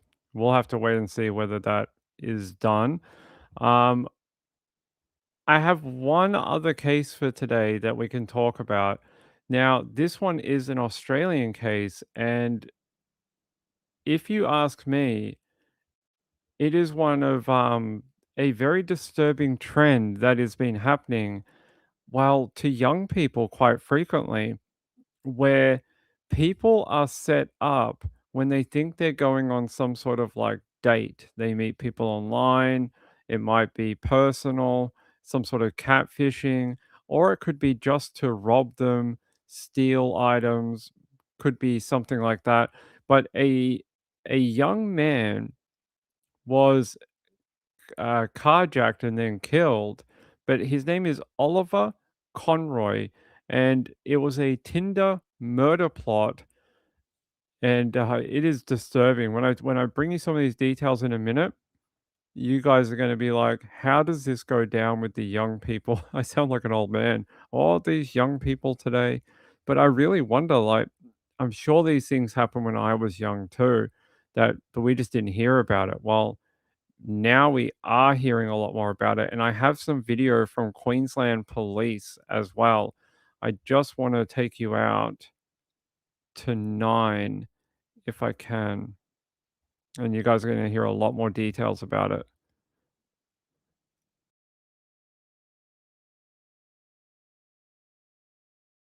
Okay.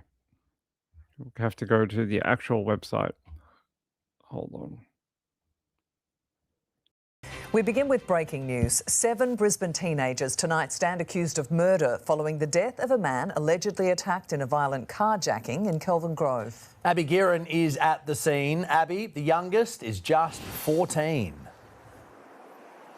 Confronting, isn't it, Joel? These teenagers, 5 boys and 2 girls, all aged between 14 and 17 years old, will face the Children's Court tomorrow on these murder charges in relation to this alleged attack almost 3 weeks ago now on July 24. We have obtained this vision of the group dumping an allegedly stolen car in Holland Park just before midnight on that evening. They're accused of stealing that BYD Shark from a 27-year-old victim here on Victoria Park Road about an hour before that vehicle was ditched. Now, here at the scene, there is a traffic island which remains with bloodstains. Residents have told me that is where a passerby found that Sunshine Coast man with life-threatening injuries after he was stabbed and then dragged along the road as those teens took off in his vehicle. He was taken to the RBWH where he has been receiving treatment for his injuries until last week when he tragically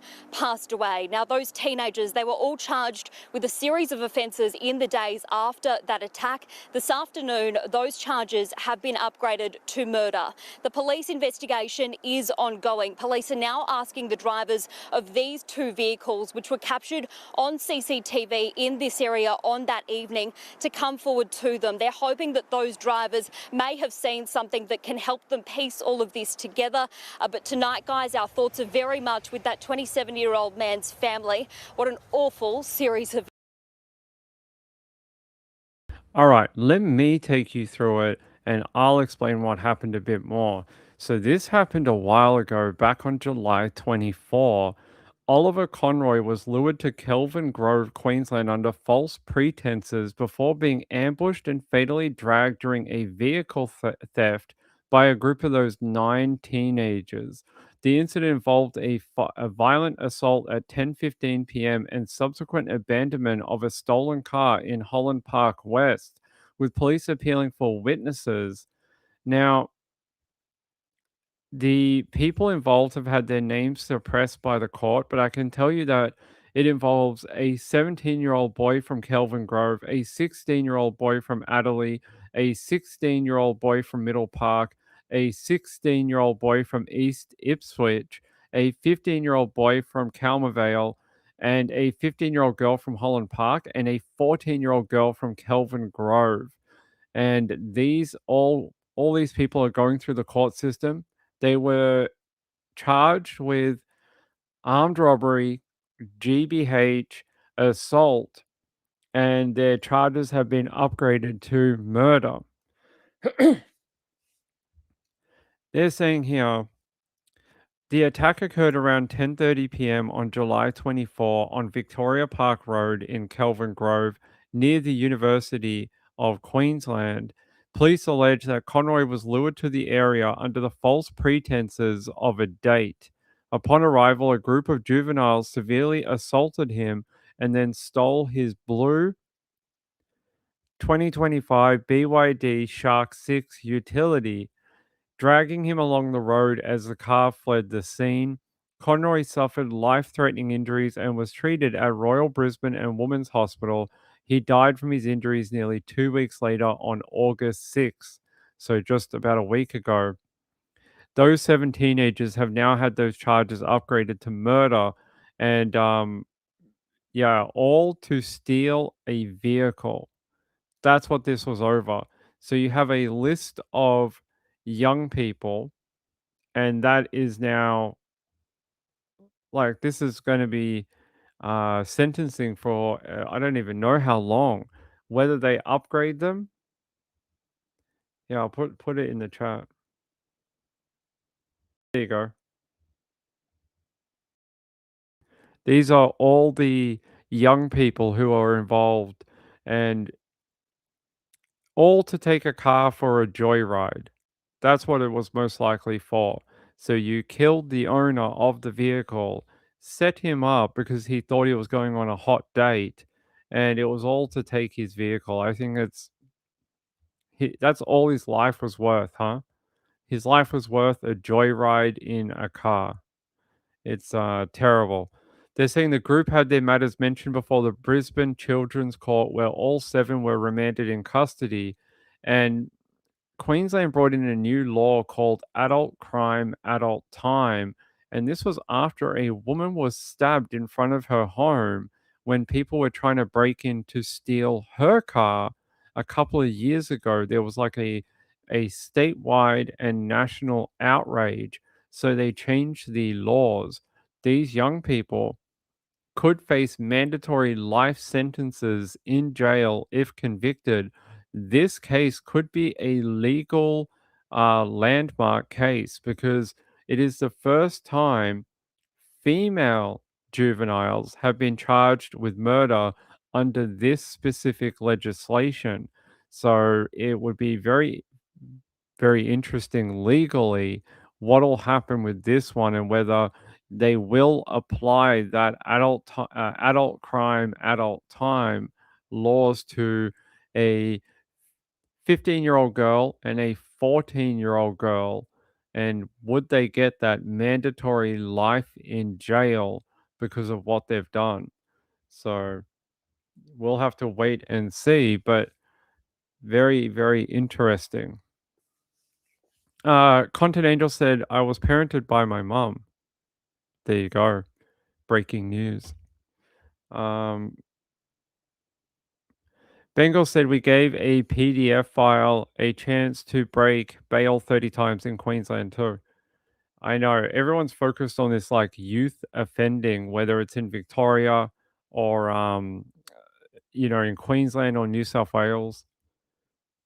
Oh yes, we'll do that in a minute. Can I show you the car? Why are you thinking of buying one? Let's see. What was it? It was yeah.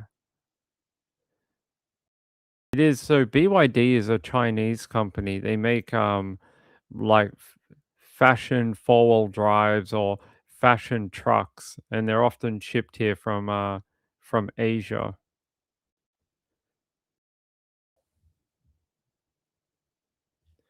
That is what it looks like. So that is the car. They're often a lot cheaper than the other brands like Nissan or some of the other companies, Ford, that type of thing. That is what it looks like. So people often buy them because they're a lot cheaper. Yes. So I will let you know how this goes through court and whether they're going to apply this adult crime, adult time legislation, and whether these 14-year-old and a 15-year-old girl could possibly see their entire lives wiped away and they will be forever committed to a jail cell. Very possibly, it's a lot of these kids don't realize that these laws have changed and they can't just go, well, I'm a kid. I was just tagging along. I didn't know this was going to happen. And they now find themselves in serious legal trouble where the thing that's up for stake is their lives. Like they could literally go to jail for the rest of their lives for something they did as a underage person. But you're involved in the death of a man. You're involved in setting him up under false pretenses, no matter what your part is. The community's sort of over it, and they really want to see these youth offending to go away. They're sort of over it. So I see both sides of it, and I see the advocates who are like 14 is far too young to be put into jail for the rest of their lives. But at what point is it okay to take the life of a man and just be like, "That's okay. You were 12. That's okay. If you turn 18 and kill another one, though, we're gonna have to put you in jail." Like, it's a fine line of where justice actually is and what is human rights too, because you're basically saying these kids could go to jail for like 6 or 7 decades, and they've only lived on this earth for a decade. So it's, yeah, interesting. I'll let you know how that goes and where it goes in the court system. All right. Yes, Isabel was captured. Isabel, the manhunt out of Florida. She's accused of killing a man and burying him in a shallow grave. She has finally been captured. Here, Isabel Rose Johnson, finally captured, who was wanted for murder, 45-day manhunt, and she did change her appearance. We have some photos of what she looks like now after she was taken into custody here. I like the shirt that says "Force to be reckoned with." You sure about that? Because the force seems to be behind you, and they're the ones who put the handcuffs on you. They seem to be the ones who might be the force to be reckoned with. So that is her. They finally tracked her down. Thank God. Yeah, the t-shirt is certainly a choice. Why you would do that, I don't know. But the Walton County Sheriff's Office is very happy that she has been taken into custody. Yeah, give me a second. I've got an update for you here. The search for Isabel Johnson is over. We're here in Jackson County today. Ultimately, we received some information directly related to an address in Cottondale. We reached out to Sheriff Edenfield here in Jackson County, but also members of the U.S. Marshals Task Force. Collectively, they responded and found her, took her into custody. We have her. The search is over. Sheriff Edenfield? So we appreciate the partnership we have with you guys and our marshals. So today we received, or you guys received, information of the possible whereabouts, and I've got 3 deputies that's assigned to the Marshals Task Force. So those guys, along with the rest of the team, responded to an address just off of Peanut Road, just outside of Cottondale, and they were able to take the suspect into custody without incident. So it's a good day. It's absolutely a good day. Can't express the amount of gratefulness for the amount of work that's been done, not just by the Walton County Sheriff's Office, now the Jackson County Sheriff's Office, the U.S. Marshals Task Force, FDLE, FWC, DEA, FBI has been involved, just a lot of local partners, Okaloosa County, everybody, and again, outside of the state of Florida. We can't express the amount of work locally by our team. Our cyber unit put some stuff together right here. They got that information. Again, not going to go into the details of it because it still is active. Currently here interviewing Isabel Johnson, so we can continue to get some information for this case. If you remember, she's been on the run since June 25th after we executed a search warrant in Freeport, Florida, and during that time frame identified Jason Colthart, who was reported missing out of Niceville. Recovered his remains, and then from then to now, it's been a constant investigation. You're talking over 40 subpoenas, 20 plus search warrants. Total arrest, 20 plus, directly related to Isabel Johnson and this case. We're right at about 5, but expecting some more, especially after what we've learned today. Did you catch that? They've arrested 5 people in connection with Isabel Johnson and her manhunt, and they said today, after what we found out today, we are expecting more people to be charged. And what that tells me is these cops have been charging anyone who had been helping Isabel flee from the cops. So anyone who had been harboring her or helping her, giving her money, that type of thing, they have been charging those people with assisting a felon on the run. And it sounds like more charges for these people who were harboring her is going to be done. So glad that she's into custody. She killed this poor guy buried him in someone's backyard and left his body there to rot. Um, very happy that she is now in custody. We need to find out who exactly was harboring her and who dobbed it in. Someone dobbed it in. Don't know who. We don't know how that happened. They're not saying. But someone must have known that she was at that property and decided to call the authorities and let them know. So, good news all round. And I'm just trying to find out if there's more information that I can give you. New video shows. Oh, we got new video too. I want to see that. Yeah. Oh, we got a little bit of video. Apparently, there's a little bit of video of her being like them approaching the property and then arresting her. All right. Yeah. Let me see.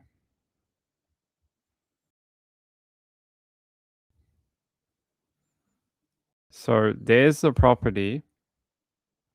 Oh, it's them arresting her. Interesting. Not very clear video, but that's okay. Let's see if we go up here. Interesting. I'd love to know who was at this property and why. You can see it almost looks like a shack on someone's land. There's like a house or something behind there. A force to be reckoned with. I think out of all the people we've seen arrested with all the funny shirts and things like that, that's a pretty good one. We've seen some funny t-shirts before. Okay.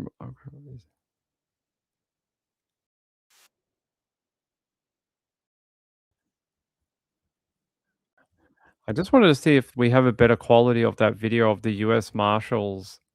So she was in Cottondale, about an hour west of Tallahassee. So she wasn't that far away from Newport. Let's see. Cottondale. Hmm. Here, let me try and have a look.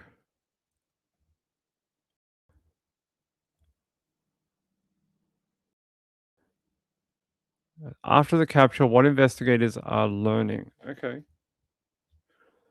Oh, interesting. Oh, okay. Interesting.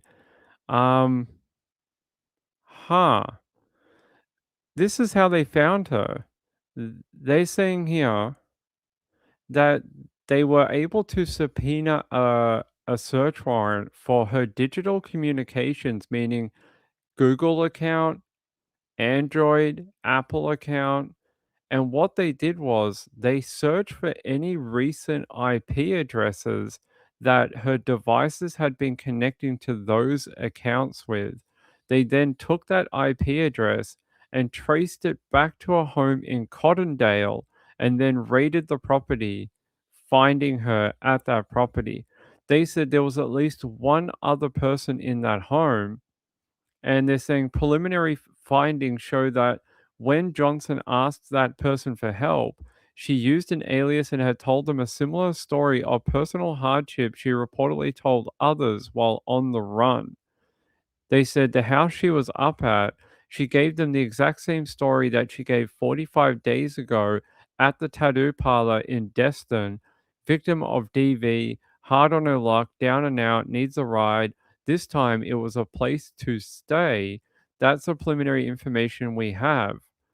I think that is very clever policing to be able to get into her like Apple or Android account and then grab that IP address and then backtrack and find someone's, home DSL fiber connection and then go raid the property. And she was right there. That is very clever. Very, very clever. Yeah, I know. Connected to the home Wi-Fi from the phone that the cops knew she had with the same phone number. Bravo. Well done. Didn't even use a VPN. No VPN, really? You're on the run. And you didn't even use a VPN to mask your location. Some people, man. Some people. Yeah, dumb criminals. That's right, dumb criminals. I mean, I'm happy they're dumb because it means they are found. But yeah, not even using a VPN to obscure your location. Bizarre. Very bizarre, but hey, it means she is now in custody and will be extradited back to Walton County, and she will now go to jail for the murder of Jason Coulthard, and she's probably going to have to go to trial for that murder charge as well. We still don't know why she killed him and for what reason. We still don't have very much details on what happened there. Yeah, I'm going to take you out to um, a news station here. After 45 days, the nationwide search for a Walton County murder suspect has come to an end. New video released shows Isabella Johnson being escorted by law enforcement wearing a force to be reckoned with t-shirt. According to the Walton County Sheriff's Office, a digital search warrant pointed them to a tip to an IP address in Jackson County, which ultimately led to Johnson's arrest in Cottondale on Thursday afternoon. Johnson is now facing an open count of murder related to the death of 43-year-old Jason Coulthard, whose remains were found buried in a shallow grave on a property in Freeport in June. During their investigation, officials found evidence of Johnson's involvement in Coulthard's death, and they put out a warrant for her arrest. 45 days straight, that's been the priority, and it's been the only priority of finding her, bringing her back to Walton County. We're not there yet, but she's in custody, which is the first step. But this is where the hard work pays off, where we do all the things on the front end to make sure that we have that successful prosecution. Investigators have been working tirelessly. 5 people are already facing charges for accessory after the fact to a capital felony for helping Johnson, and authorities believe more charges are yet to come. We'll continue to follow this story and have another full update for you tonight on News Channel 7. She definitely changed her appearance from the early photos that we had of her. Her hair's a lot darker, and it looks like she's tried to take out any of the blonde. So she's definitely changed her appearance quite a bit. Yeah, I'm going to show you like the original photos of her that we had. Uh, and you know, it's interesting how these people who apparently didn't really like took her in, these people that she was living with did not know her. How, if they live in the area, they didn't know that there was an active manhunt for her is very astounding. She looks different and she shaved part of her head off. Um, I thought she might have changed her appearance even more than this. I don't know, added a color or, but yeah. Chipmunk said, I hate that the warrants like that took so long. I think of missing people and phone stuff blocked. It is true. Hey, Missy. Oh, no. No. No, no, no, no, no, no. Go to hospital. You go to hospital. Don't be here. Go to hospital. Don't be watching true crime. You can watch true crime in the hospital. No, no, no, no, no, no. I don't want to hear like you died on your bed or something. Go to hospital. Ping says, go to ER. Don't be here. Head to the hospital. We've had multiple people who have watched in a hospital bed and have actually kept up with the show and have been in ER. We've had people in ER waiting to see a doctor who have watched the show before. Several people actually, which is interesting. Go to hospital. Get some antibiotics. Get it flushed out or something. Ping's wagging his finger. It's like, no, bad. It's what I do to my cats when they're naughty. I'm like, hey, bad cat. And I'm doing it to you. I'm saying, hey, bad person. Get it taken care of. Don't be here. Go get some antibiotics. But get well. Get well soon, okay? We hope you get well. Because like we're about to like wrap up. So you might be late, but we're about to go soon. Hey Thavi. The world is, yep, yes, I know. I know a part of it because we hear news so much faster than we used to, thanks to the internet. That is true. Like the internet has evolved that 24-hour news cycle, especially if you subscribe to a channel like this. Like we have so many stories every week that back 20, 30 years ago, you probably would never have heard of. You probably would never have heard of Isabel Johnson. You would never have heard that there was a manhunt out for this woman. Is it really a manhunt? It's a people hunt or a person hunt, maybe, because she's a female. It's not really a manhunt, so to speak. They were hunting a female. Um, yeah. All right. Hey, I want to thank Sweet Universe. I want to thank Mr. Sean. Thank you so much. I want to thank Kathy. I want to thank everyone who, Danny, Mr. Dan Yee, everyone who did all the nice like gems and the super chats, and what else was there? All those type of things, and the donations to the PayPal. Thank you so much. That really helps out. We are just like squirreling money away for the trial. So that's what we're doing right now. We're like a squirrel with Winter and the nuts. We're currently just like squirreling any free cash we have, just putting it away because these trials cost a fortune to do. And especially if we want to head back out to Ballarat multiple times. Oh yeah, Lisa. Hey Lisa, thank you, my friend. The only problem with this new software, and I love this new software, I wish it had one extra thing. I wish it highlighted and put in like a separate tab, like the gems and the super chats and things like that, but it doesn't. If they could do one improvement to this software, it would be that. And I really wish they do that. Here, I'll check. Is there any way I can do that?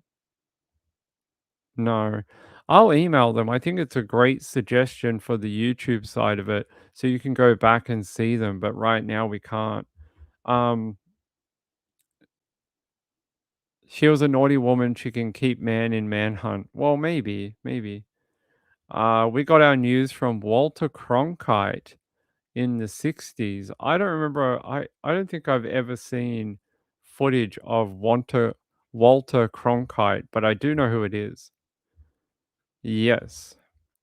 All right. I think that's about it for this Friday night. You guys have been more than kind. I wish I had more interesting stories for you, but Friday nights sometimes are a little thin. I just have a quick look and see if there's anything I'm missing. Anything I didn't get to today? I don't think so. Although, actually, this was interesting. Did you hear about this Hugh Hefner information? That back in the early 2000s, Hugh Hefner actually reported Jeffrey Epstein to the FBI several times because a playmate claimed that she was trafficked by Jeffrey Epstein. I don't know what you have to do in life to make it seem like that Hugh Hefner has the higher moral ground than you do, but that's crazy. It's crazy that you can make Hugh Hefner out to look amazing like that. Oh no, what's going on? Apparently, there is a massive payment outage in Australia right now. There is a There is an outage at checkouts across Australia, unable to use MasterCard, Apple Pay, and Android Pay across the nation this afternoon. If you are out and about, just be aware that there is a nationwide outage through the MasterCard, Apple Pay, and Android Pay systems, and you may not be able to pay at the checkout. So hopefully you have a Visa card or some cash that is going on right now. But yes, there was some information that Hugh Hefner had actually called into the FBI to report Jeffrey Epstein several times, which I think is crazy. I think to make him look like he has the moral high ground at any point in his life is astounding. Really is. So that came out today. So if you haven't heard that, that is a new piece of information. It was a woman called Audra Christensen. She was a 2003 playmate, was living with Hefner at the Playboy Mansion when she turned to him for help, claiming that she had been R-worded by Epstein and trafficked to his wealthy friends. He went and contacted the FBI multiple times on her behalf to report him, but never heard back. She never heard back from the FBI until about 10 years ago, when the Epstein investigation really heated up. But the times that Hugh Hefner called on her behalf, they never got a reply from the FBI. So that, um, oh, okay. I will. I will look at my email. Hopefully it'll come through in a minute. It has not come through as of yet. Especially after what Linda Lovelace said about old Hugh. Yeah, the fact that he can somehow seem like the savior here is very odd. Hugh Hefner has been known to be very, very almost, I would consider it DV. He almost trafficked in women himself. He almost committed sex crimes against these women as well. So while he may seem like the Disney version of Epstein, he's not exactly clean and clear himself. He's been involved in multiple different sexual scandals, abusing women, trapping them financially, like all sorts of different things. So while he might not be as bad as Epstein, it is interesting to see him in a different light. Okay, yes, thank you. Kathy Lynch, thank you, my friend. Sweet Universe and Lisa, thank you for the super chats tonight. And oh, I can't read that. Hold on. I will put this up on the screen.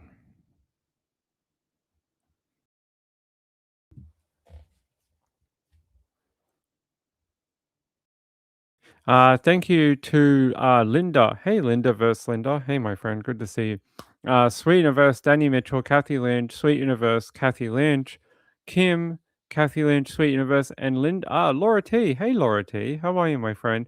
Thank you for sending these, the little stickers and gem things. Those are very cute. I like how they're a thing now, and they pop up on the screen or they pop up in the chat. They are a fun little addition to the show, and they allow people who can't financially do like a super chat or something to still contribute, because I think you can earn them for free throughout YouTube by watching videos or being a part of chats, or uh, if you thumbs up a video or subscribe to a channel, you'll get gems to go and spend at creators. I think you can also buy them as well. Yeah. Kim said, anyone watch Annie Elise on Epstein? I know who that is, but I've never watched the channel. Yes, thank you for supporting the channel. This channel would not be here without the support of all those people. The people who do the super chats, the people who do the gems, or the people who are members. The people who are members are like the silent heroes of the channel, because a lot of people who are members maybe don't uh, talk in the chat, or they don't really leave comments, but they want to support the channel in their own way. And the way they do that is by having a membership to the channel. And I really, really appreciate it, because I can see over the last month that it has grown quite a bit, and I really appreciate it. It helps me out a lot. And then we have the people who do the private donations and things like that. Those really help in like day to day, because with the YouTube stuff, like we only get paid in weird cycles. So like next month, I'll get paid for what I did a month and a half ago. And then a month after that, I'll get paid for what happened in August. Like, we don't get paid for like now. We get paid sometime in the future. It's really weird how it works. Yeah, so I appreciate it. I really, really do. I hope to get back on like a one topic thing again soon.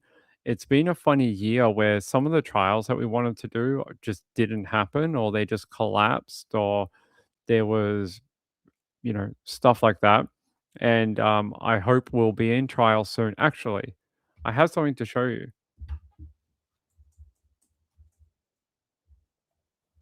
I have something to show you just to prove something. Where is it? If it's still here from last night. Where is it? I might have to go through here. I just want to show you something.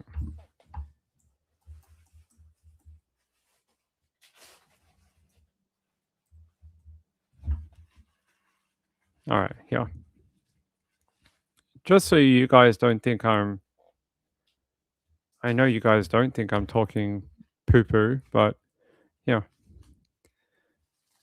You guys can read that, what it says to yourself, and know that you get the best information from this channel. Like, you'll know why that is important and why I'm highlighting it. But yeah.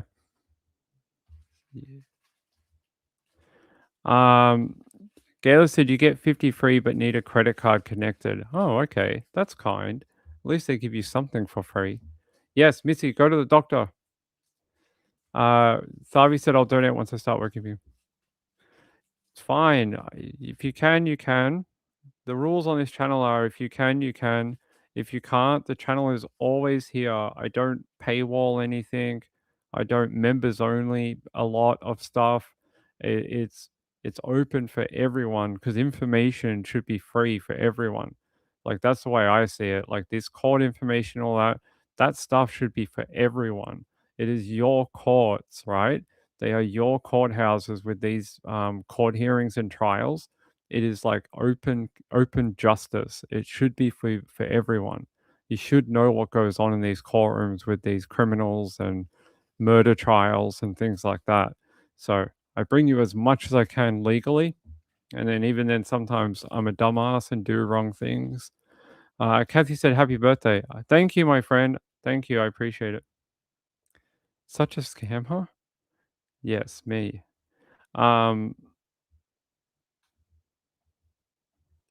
Yes, thank you. Thank you. All right. Let's get out of here for the night. Yeah, Missy, go to the doctor. Go to the GP. What time is it?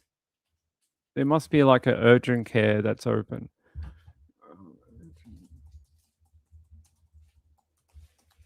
I'm not sure where Missy is. Oh, okay. Oh, okay. So right now, there's probably not an urgent care that's open. Apparently, a lot of them close at like 9 p.m. at night. She would have to go to emergency, most likely. So she'd have to go to emergency. Hopefully, she can go in the morning, maybe. Maybe in the morning when urgent care opens up again at 8 a.m. She can head out there.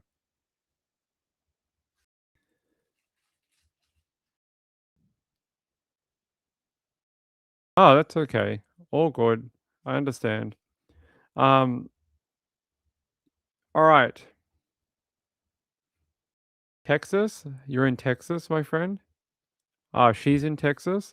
I don't know if there's... Let's have a look for Missy. So, urgent care is open from 8 a.m. to 8 p.m. in Texas, but they have a thing called freestanding emergency rooms, which are completely separate from hospitals, look exactly like urgent care from the outside, and operate 24 hours a day, 7 days a week. So apparently there is a freestanding ER. So, but you have to have insurance. They said even if you walk in for a minor issue, these facilities legal bill at emergency room rates, which are significantly higher than urgent care copays. So maybe she would be better waiting till 8 a.m. until there's like an urgent care open, and then she can get a copay done where it's a lot cheaper. Because I think the other ones, emergency room rates are like really high. So you don't want to do that. It'll cost you a fortune. Gail said, I'm lucky I have the 24-hour emergency one down the road. In Australia, we have 24-hour emergency rooms. They've started doing these urgent care things here too. The government's been investing in these, like they're almost like an ER, or the way they explain it is it's between a GP and an emergency room, and it's supposed to be like in between that. So it's not like, yeah, it's supposed to be like if your GP can't handle it, but it's not as urgent as going to ER. You're supposed to go to these ones in the middle, and they've started investing in building them. So they're doing more and more of them here now too. Yes, you tell everyone why you were in the hospital. You tell everyone in the chat why you were in hospital. I haven't told them, but you can. I don't know, Lynn, you'll have to ask her. I'm not sure if she does or not. Yeah, like stitches, or you need a urgent prescription, or you need something flushed, or you need an IV or something. That's what they can do. But they're starting to build them like in Australia, because they're saying like the hospitals are too busy and the ERs are flooded, and then the GPs can't handle certain things. So they're trying to build them. Gail said we have urgent cares here. They work for some things, not all. Okay.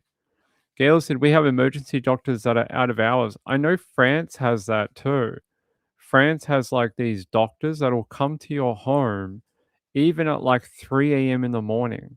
They have a number you can ring, and a doctor will actually come out to your property and treat you, get you a prescription, whatever. And France have a really good way of doing that. You don't even have to leave your home. You just call a number. We import too many doctors. Poorer countries need them. Wow. Maybe. Okay. All right. Let's get out of here. All right. I love you all. I'm going to go enjoy my birthday. And thank you for all the birthday wishes and all the gifts and all the nice super chats and the donations, especially from like Sweet Universe and that. Thank you so much for being such a great supporter. I really appreciate it. Sean, Lisa, all the people with the super chats, Dan Yee, who am I missing? Kim, Laura T, Linda, Lindy maybe not doing it today, but she's done too much over the last several months. Who else did I miss? Lisa, Sweet Universe, Kathy Lynch, Sean. Did I miss someone? I hope I didn't miss anyone. Betty C for the other night. That was very kind. You guys are all very sweet. All right. Oh, yeah. They're asking why you're in hospital, Lisa. You tell them. You tell them why. You tell them. She was in hospital because she was abducted by aliens. I'm serious. They probed her. And she was feeling uncomfortable. So she went to check in case they put a chip inside her butt. I'm serious. That's what happened. They abducted her. Time disappeared. She got put back onto her house, and 8 hours had disappeared. And then she's like, wow, my butt's sore. So she's like, I better go to the hospital to get it checked out. And that's what happened. Yeah, Sean says, like the alien right here. Alien. All right. I'll see you tomorrow. We'll have some fun. Tomorrow's Saturday night. We will, have some fun. Tell you some more stories then. Good night, everyone. Sure. That's right. They put a probe in. All right. All right, you probe people. See you later. Good night. Bye.